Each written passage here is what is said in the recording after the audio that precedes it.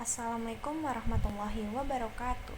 Good morning everyone. Lawas from Group 4 to present the result of our financial statement analysis of the Pundi Amal Peduli Kasih Foundation. Next are the members of Group 4, namely Muhammad Aulia, Pinkan, Salsabila, Azahra, Suryati, and Syaharani. Foundation Profile. The Pundi Amal Peduli Kasih Foundation, or YPP, is a social institution established by PT Elang Mahkota Teknologi (TBK) MTech Group through its television network, namely SCTV, Indosiar, and O Channel Nomoji. This foundation was established as a tangible form of the media companies concerned for society, especially in the field of humanitarianism, education, health, and the environment. Since its inception, YPP has been committed to serving as a bridge between donors and communities in need of assistance. The program's implement not only focus on distributing funds, but also on empowering the community to become independent and competitive. Next, Foundation Vision.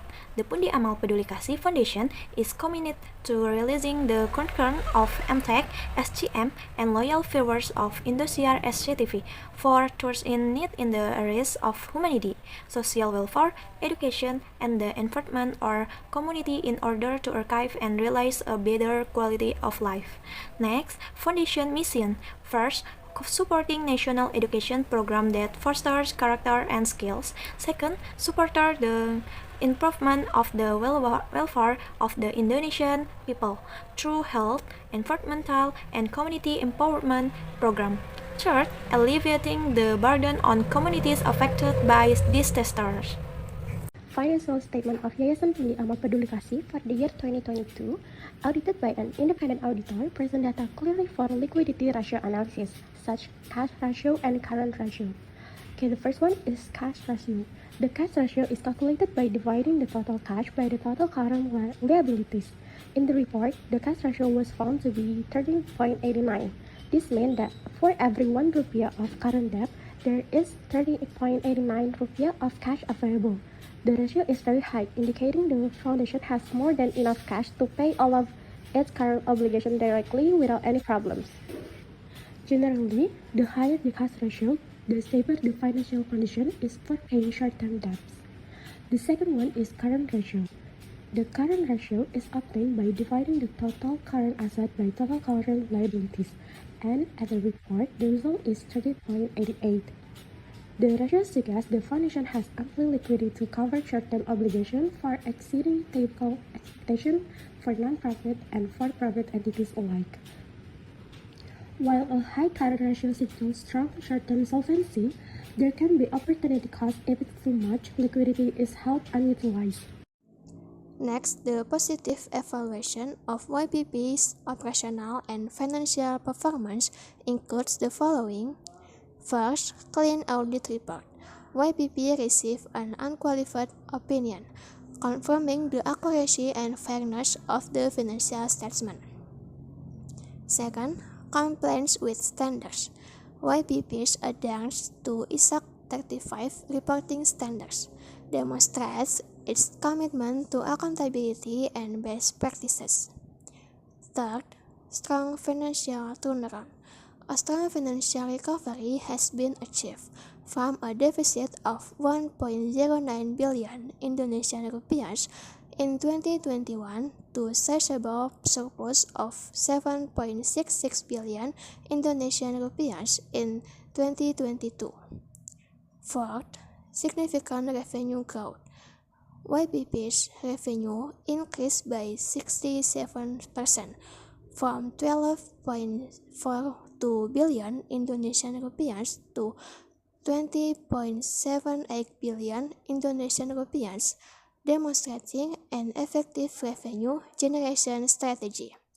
Fifth, healthy financial structure. YPP maintains a low debt to asset ratio, which minimizes financial risk and demonstrates long-term stability. 6. High liquidity. 99% of assets are highly liquid, meaning cash is freely available for operation and programs. main issue of YPP Yayasan Peduli Pundi Amal Kasih on their financial statement. First, no fixed asset. Second, need better transparency. Third, debt surge to 425%. And last is high dependence on donation. Hello everyone, so now I would like to present the solution for several financial issues found in the financial statement of Yayasan Pundi Amal Peduli Kasih as of December 31st, 2022. These issues include the absence of fixed assets, a significant increase in debt, the need for better transparency, and the high dependence on donations. Let's go through each issue one by one along with the proposed solution. The first issue is that YPP has no fixed assets.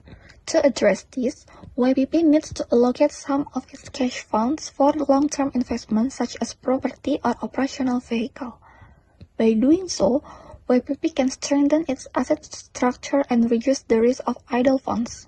The next problem is the sharp increase in debt, which has risen by 425%. To solve this, YPP needs to analyze its liabilities in debt and establish clear payment schedules and debt ratio limits.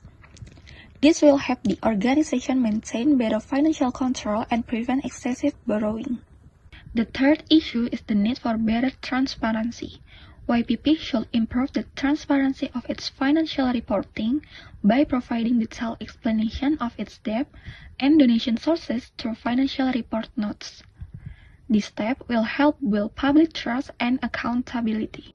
The last issue is the high dependence on donations, which reaches 98.5%.